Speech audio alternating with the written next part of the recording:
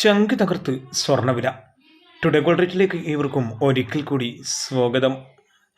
കേന്ദ്ര ബജറ്റിനെ തുടർന്ന് അപ്രതീക്ഷിത ഇടിവിലേക്ക് പോവുകയായിരുന്നു സ്വർണ്ണവില. ഒരു പവനി രണ്ടാഴ്ച മുന്നേ 50,800 വരെ ഇടിഞ്ഞിരുന്നു. അന്നേരത്തെ വീഡിയോയിൽ വളരെ വ്യക്തമായി പറഞ്ഞതാണ് സെപ്റ്റംബർ മാസത്തിൽ പലിശ നിരക്ക് കുറച്ചേക്കുമെന്ന റിപ്പോർട്ടുകൾ പുറത്തുവരുമെന്നും സ്വർണ്ണവില വീണ്ടും കുതിക്കുമെന്നും 60,000 കടന്നേക്കുമെന്നും. നീ എന്താണടാ പറയുന്നതെന്നാണ് പലരും കമൻറ്റിലൂടെ ചോദിച്ചത്.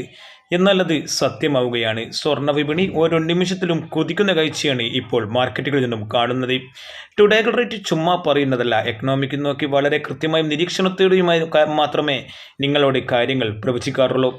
സ്വർണ്ണവില ഇന്ന് ഒരു പവന് 400 രൂപ കൂടി 53,680 കുതിച്ചിരിക്കുകയാണ്. അതേസമയം 24K തങ്കം വിലയിൽ വലിയ തോതിലുള്ള മുന്നേറ്റങ്ങളൊന്നും നേരിടുന്നില്ലെങ്കിലും ഒരുപക്ഷെ 7,300 കടന്ന് മുന്നേറിയേക്കുമെന്നും നിരീക്ഷകർ അഭിപ്രായപ്പെടുന്നു. രാവിലെയോട് കൂടി മാർക്കറ്റുകൾ അതിശക്തമാവുകയായിരുന്നു. ഔൺസ് ഡോളറിൻ്റെ കണക്ക് 2,517 ഇന്ത്യൻ മാർക്കറ്റ് MCX 72,000 കടന്ന് 72,10 ഉയരുകയായിരുന്നു. എന്നാൽ ഉച്ചയോടുകൂടി നേരിയ തോതിലുള്ള ഇടിവ് മാർക്കറ്റുകളിൽ നേരിടുന്നുണ്ടെങ്കിലും സ്വർണ്ണ വിപണിയിൽ 24 തങ്കം കിട്ടാനില്ലാത്ത ഒരു അവസ്ഥയാണ്. വൻ ഡിമാൻഡാണ് ഇപ്പോൾ നേരിട്ടുകൊണ്ടിരിക്കുന്നത്. വരും ദിവസങ്ങളിലും സ്വർണ്ണവില കുതിച്ചേക്കുമെന്നാണ് റിപ്പോർട്ടുകൾ പുറത്തു വരുന്നത്. സിൽവർ വില ഇന്ന് ഗ്രാമിന് 92-ലും 10 ഗ്രാമിന് 920-ലുമാണ് വ്യാപാരം നടക്കുന്നത്.